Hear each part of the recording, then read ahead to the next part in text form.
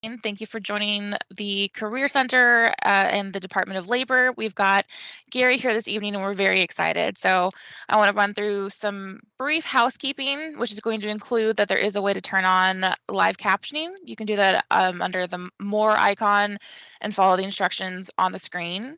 And as a note, we are obviously recording as well. I also want to let you know of our accessibility statement. So individuals with accessibility needs requiring accommodations may reach out to, if you're an online student, it'll be the OAC at snhu.edu, or you can call at 866-305-9430. If you're a campus student, it's going to be CAC at snhu.edu, and you can call 603-644-3118. If you are an SNHU staff or faculty, you can contact HR at snhu.edu. And as a note, a request for live captioning or live ASL interpretation requires at least 3 weeks advance notice. I also encourage you to connect with the SNHU Career Services. Our information is here. It's also going to be in the chat as well. We're on all of the social media platforms, so feel free to connect. And I will stop sharing and say again that we are here for the session. Jen and myself will be in the chat as well. But Gary is here with the Department of Labor. And with that, Gary, I would love to turn it over to you. Awesome. Thank you so much, Daisy. Can you just confirm you can see my slides? Yes, we can see them. Perfect. Thank you so much. So, hi, everyone. My name is Gary Kopczynski. I am a recruitment coordinator with the U.S. Department of Labor. I am part of the recruitment outreach branch within our team and our Office of Human Resources. I'm here today to talk about the career opportunities with our department, and I'm really excited to kind of have the chance to kind of highlight what we do here at the Department of Labor, highlight opportunities for you as you're looking for career opportunities in the future. Before we get started, though, we always like to make sure we're accessible here at Department of Labor. So I'm going to take a minute to just describe what I look like for anyone who's unfamiliar or unable to view me today. So I'm a white male, I have brown hair, I have a blue shirt on with a maroon tie. I also use the he/him pronouns as well. If there are any questions throughout that session today, just use the chat, and hopefully at the end we have some time to address any of those questions as they come up. So starting off with our agenda for today, I'm going to talk about the role and the mission of our department, highlight what we do here in the Department of Labor, also highlight those career opportunities we have, as well as our agencies and our sample of jobs. Then I'll kind of focus on some of the benefits of employment with us here at Department of Labor. Some of them are going to be benefits across all federal employment, but I'll highlight some of the unique things about Department of Labor. And then finally, I'll kind of highlight some of our career paths as well. There are a number of different pathways you can use to get into public service and kind of the Department of Labor, and I'll highlight some of those I think that are unique for this group too, so you're aware of them.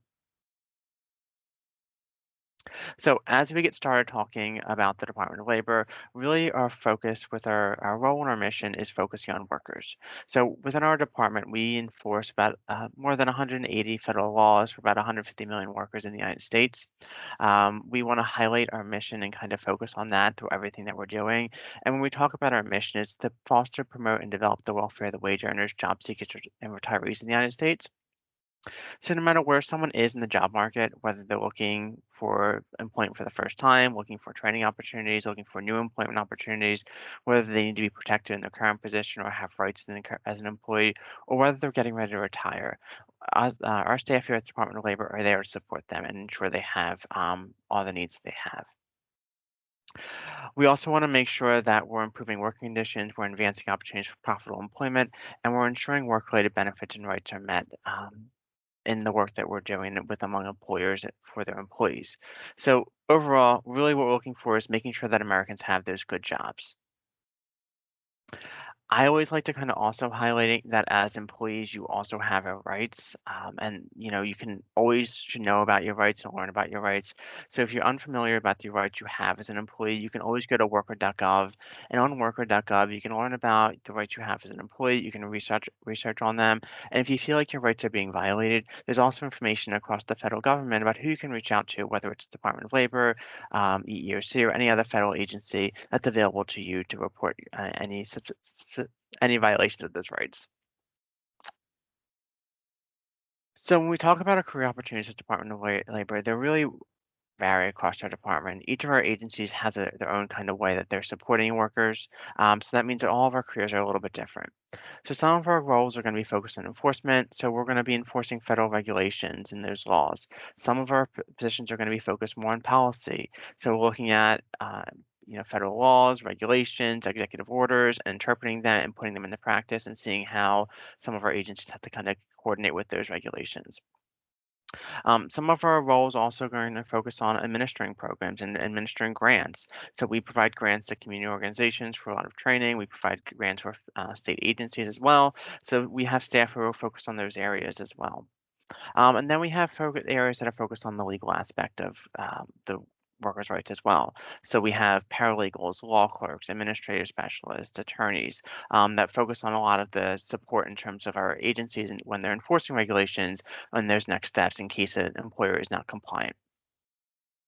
And then we have positions that are focused on data evaluation, statistical analysis, economic positions, and they're all providing information and looking at the labor market. They're looking at the work we're doing here at Department of Labor, thinking at how we can do things more effectively and kind of how the work that we're doing is impacting workers. And then within our department, we have a number of roles that also are focused on just keeping the department running. So they're not going to be the staff that are out in the field enforcing those regulations, enforcing those laws, but they're making sure the staff who are out in the field can actually do the work they do. So that could be IT roles, people who make sure that, when you go out into the field, the computers are turning on, the software is updated. We have staff who are focusing on, in HR, who are doing hiring employees and making sure people are getting paid on time and the benefits are met. We have accounting and finance staff who are making sure our bills are getting paid. And we have lots of other staff within our department that really make sure that the work that we're doing every day is met. We also understand that we have to have offices where American workers are. So that means that we have offices across the entire United States. So our headquarters is based in Washington, D.C., but we also have regional offices in Boston, New York, Philadelphia, Atlanta, Chicago, Dallas, and San Francisco. And outside those regional offices, we also have district and area offices to ensure that we have staff close to where the workers are. And we need to make sure that if an incident happens, that we can quickly deploy staff to investigate workplace issues and stuff of that nature. We also really understand that we need to have workers within our department from a variety of different backgrounds and experiences because we want to match the workers in the United States. We want a labor force that really reflects those American workers, that brings out the diversity among them, and brings out all of those top ideas and understandings. We want to make sure that when we have staff going out into the field, we can have staff that really relate to the workers that they're talking to. So when you think about the Department of Labor, there may be some agencies you're familiar with, maybe others that you're not as familiar with. So there's 25 plus different agencies that make up our department, and each of them take the role and the mission of the department, and they enact it and kind of put it into practice in their own unique way. So you may be familiar with the Occupational Safety and Health Administration, making sure that employees are safe on the job site, making sure that they're going home, employees are going home to their families each night in one piece. We have staff who are within our wage and hour division, making sure that employees are being compensated appropriately based off the Fair Labor Standards Act, all those different things. But you may not be familiar with some of our other agencies within our department. So there could be other enforcement agencies, our Employee Benefit Security Administration, our Mine Safety Health Administration, Office of Federal Contract Compliance Programs, Office of Labor Management Standards, our all different agencies that kind of have that enforcement component to their work. So they're taking the federal regulations, they're taking federal laws, and they're implying and making sure that employers are following those regulations. We also have different agencies that are focused on specific policy areas and ensuring that workers in those areas are supported.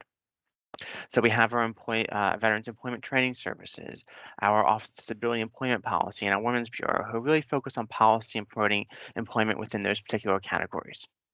We have agencies that really have a very unique focus on them as well. So our Bureau of International Labor Affairs is making sure that trade regulations and trade policy focus on labor rights. They're also focusing on human trafficking and child trafficking across the world, and they're looking at economic development across the world as well.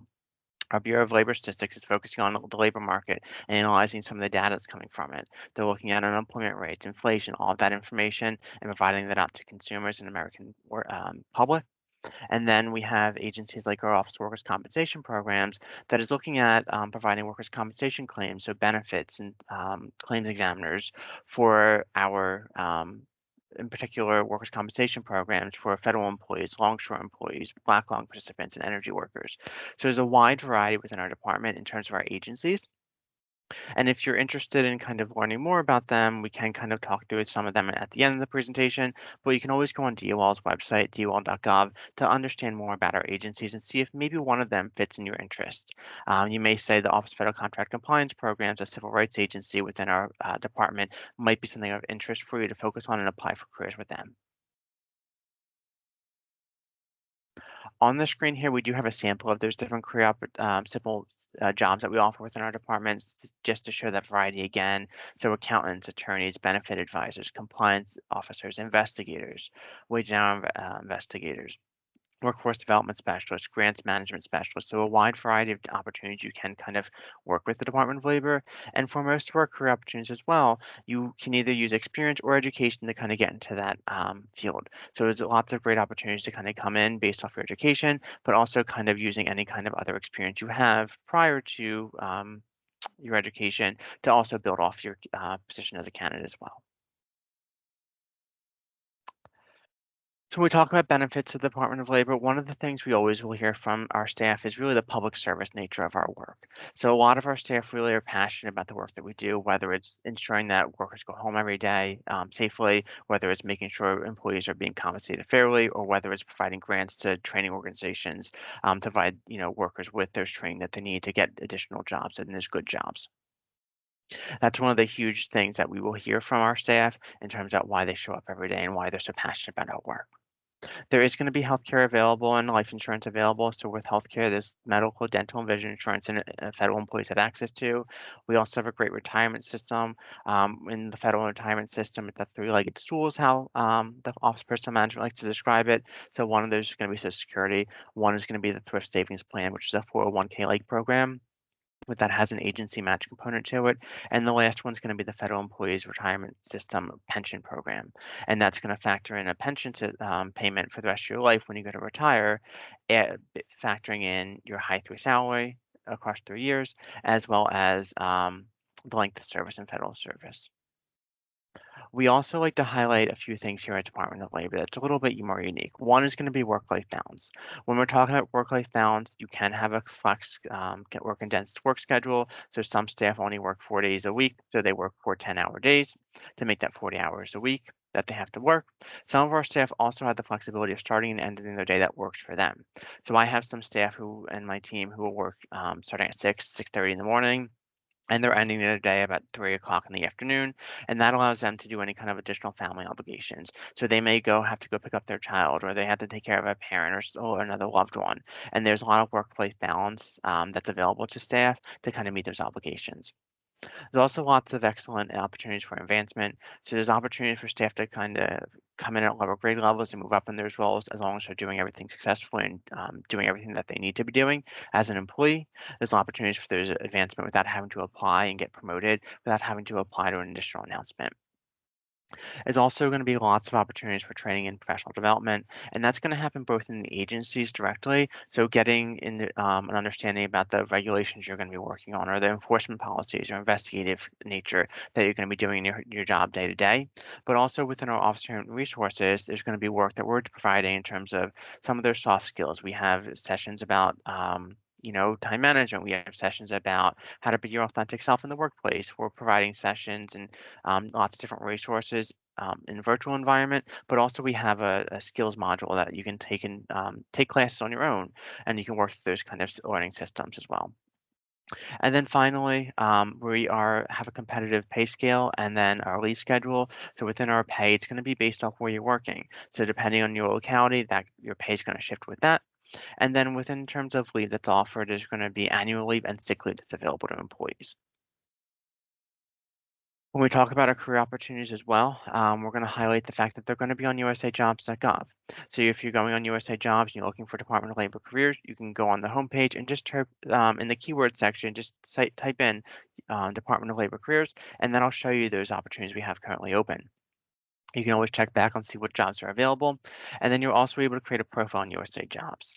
If you're not familiar with USA Jobs and how to use the website and kind of review the different um, sections of it, there's lots of also great helpful tips and resources on there too. If you go to the help section, there's a whole how-to guide about how to create your profile, how to read a job announcement, how to save a search into your profile if you need to do that. And then there's also lots of upcoming events that are offered through federal agencies. So Department of Labor, we host some events. Other federal agencies are also going to host events. Some of them are going to be talking just about USA Jobs and how to use USA Jobs and how to read a job announcement. Some of them may be focused on the individual agency and kind of highlighting the work the agency does. Some of them are going to be focused on the resume in the federal service because that is going to be a little bit unique. So always go on USA Jobs, see what events are happening, register for those events to learn more as well. So I'm going to dive through some of our hiring paths as well, just to kind of give an idea what could be opportunities for this group that are more unique than the open to the public opportunities that are out there. But anyone who is a U.S. citizen can apply to those open to the public positions. But then some of these more unique ones can also be beneficial. So there is the Pathways program. So in DLL, we have paid internship positions for those who are currently are going to be enrolled in school, as well as recent graduate opportunities for individuals who graduated in the last 2 years of that announcement date. They can apply for both of those. Both of those positions allow individuals to be converted to a full-time permanent position if they're successfully completing the program, so they're meeting all the program requirements, they're doing their job successfully, and no issues with the supervisor in the role. So those could be great opportunities to kind of look for and consider. We also have the Presidential Management Fellows Program, which we hire PMFs across the Department of Labor as well. So that's going to be for someone with an advanced degree. So typically it's going to be a master's or PhD. Someone who is coming in for that program is going to be very competitive. OPM handles that program, so the Office of Personnel Management. They post an announcement typically in September for that program, so you can learn more about that and kind of apply for that at that point in time. But it is a competitive process where you're sitting in and kind of attending interviews, writing samples, lots of different information for that program to be considered. And that's a 2-year program that you can be considered for. And at the end of that program, if you're successful, you can also be converted to a permanent employee. Department of Labor offers volunteer internship opportunities as well. So it can give you an opportunity to understand what the federal service has to do. Learning on hands as you're in school to kind of understand, do you want to work in federal sector? Does the work that a particular agency is doing really speak to you? So it's a great way to kind of learn more about an agency and kind of the work they're doing. Our program here at Department of Labor is posted on usajobs.gov as we have opportunities available. And to be eligible for the program, you do have to be getting credit or receive an external stipend, which could be either $15 an hour or the minimum wage where you're going to be working. There's also going to be opportunities for those who have disabilities. So if you have a disability, you can be considered for the Schedule A hiring process. And that's going to be a little bit of an easier process for those who have disabilities to kind of go through and get hired in the federal service. First off, in order to be eligible for this program, you do need to get a Schedule A letter, which typically is going to be on letterhead from a licensed medical professional, a vocational rehab professional, or a federal or state agency that provides benefits.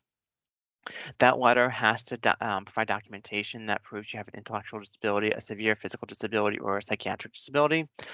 That letter does not need to say what that disability is. It does not have to give any medical history or any need for accommodations, but you just need that letter from one of those professionals. You would either be able to apply through USA Jobs through an announcement that is open to those with disabilities, attaching that Schedule A letter, or you can work directly with an agency and their Schedule A person. So here at Department of Labor, our special placement program coordinator is going to be reached at diversity and inclusion-public@dol.gov. That's a great way to kind of learn more about the Schedule A process and kind of apply for opportunities if you do have a disability.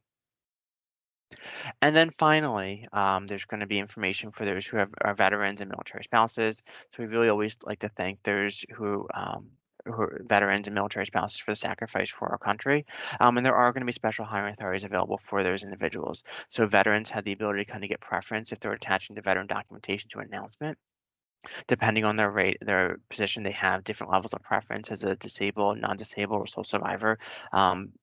Veterans preference, and then there could be special hiring authorities also available when that allows veterans to apply non-competitively to positions that you would have to kind of be considered for and kind of eligible for. Both those opportunities, you would want to attach your veterans DD-214 to your applications to be considered. And then finally, there are going to be opportunities for military spouses as well to apply non-competitively. So you can look for those opportunities if you are a military spouse to apply for federal careers within the Department of Labor that are open to that sector as well. So that's all that I had really kind of the highlight in terms of the presentation directly. We do have ways to stay connected with our team here at Department of Labor. So the top QR code on the screen will bring you up to our vacancies that are available in the Department of Labor and sign up for our subscription to our weekly email. The bottom QR code will bring you up to our social media for Department of Labor. So all of our agencies have different social media accounts. So if you're interested in following along with us, by all means, follow all of our social media accounts. And then you can always send us questions for our team here at DOL-recruitment@dol.gov and find more information at dol.gov/careers.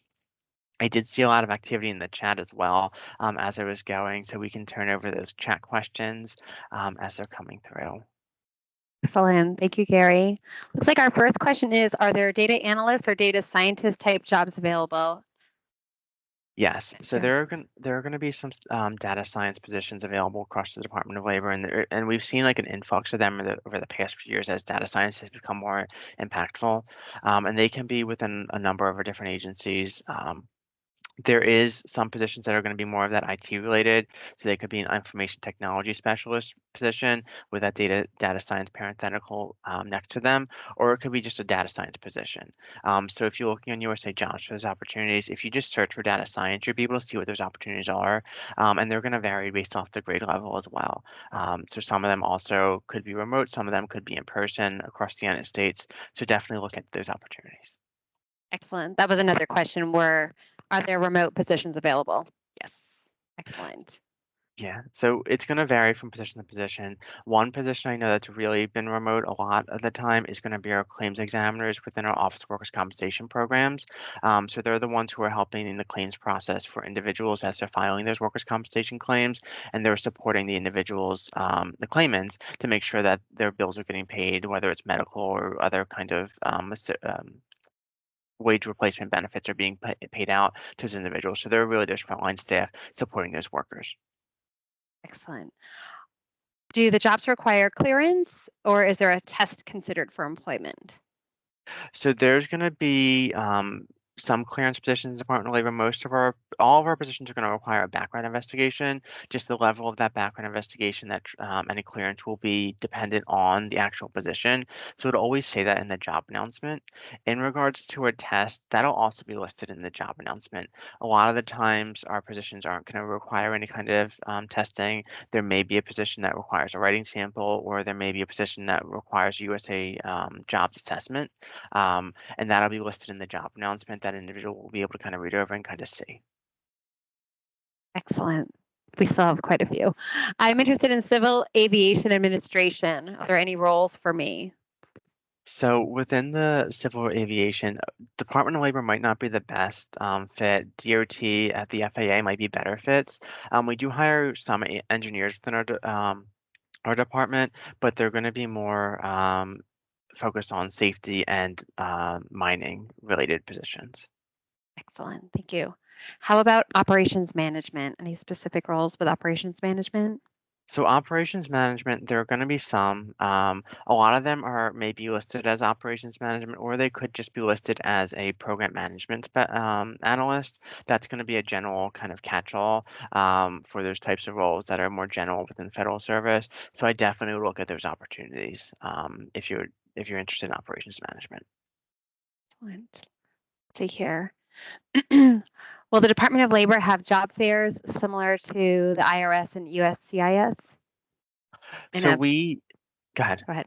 I was going to say, how long is the federal process Yeah. for hiring? Yeah. So with the mention of job fairs, we've had job fairs in the past for Department of Labor, kind of highlighting our careers in our agencies. We haven't had any recently. We did have a huge hiring surge back in COVID, so we're not seeing as huge of a surge right now. We do workshops though, so we did one a few weeks ago. We're hoping to have one later on this month as well. I did just hear that our Office of Information Technology, they want to host a session later on this month in June. We're at the end of May now. Um, so they want to host some information sessions as well for their positions that they're going to have opening up. So we do try to get them out on Handshake. We do try to also get them out via email listing as well. Excellent. There was a question regarding federal resumes. Is there anything specific that you're looking for in a federal resume?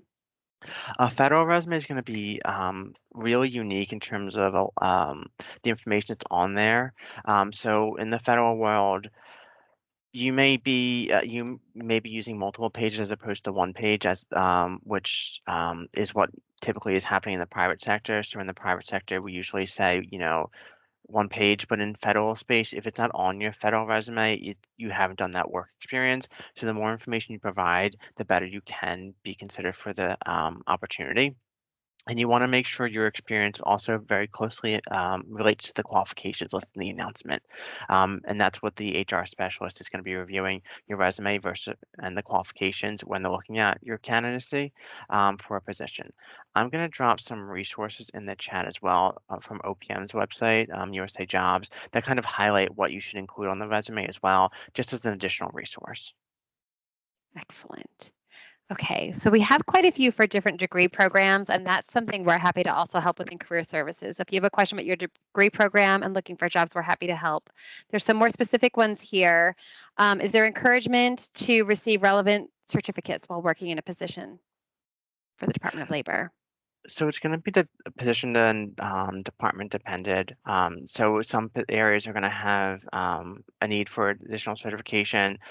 Some of them are not, but there could be additional resources within the Department of Labor that's available.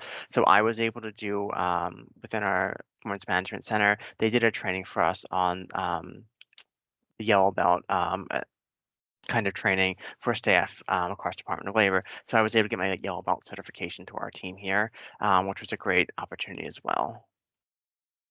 Excellent. Thank you. Thank you for sharing all of these. How about, are there technical interviews for, let me see here, for interviews for software engineering roles? Yeah, so it's Technical coding with some parentheses for that. Sorry. Yeah, so it's going to be position dependent again, unfortunately. So the way the interviews will kind of work could be multiple layers. So it could be that initial interview where it's just like getting to know you, getting to know your history, and there could be more of a technical component further down the line. It's always going to be like how the hiring manager wants to handle that position and what that position requires. I did also drop in the chat a link to a resource we have on our website that connects majors with potential career paths at Department of Labor. It's not going to be an end-all be-all where you have to do one of those careers if you have that degree, but it can be a great kind of thought process of like, okay, if I have a degree in accounting, I can do this kind of work at Department of Labor. Excellent. I think we have time for one more question here. Where do I look if I was seeking employment directed to the unemployment division? So in terms of unemployment, states are the ones who actually run the unemployment networks. That would be like if you're looking for that kind of process, it would be directly with the states. We do have some staff who are provide some resources and kind of data on those areas, and that would be within the Employment Training Administration. Thank you. Absolutely. Thank you, Gary, so much for your time today and for this session. We do have less than a minute left in this part of the session. So to students here, I would say this is a great time. You're welcome to hop out of this session and move over to your next one. I'm going to go ahead and actually stop the recording and we're going to sort of reset. So again, thank you, Gary, so much for your time and your information today. And we'll do it again in a few minutes. Thank you.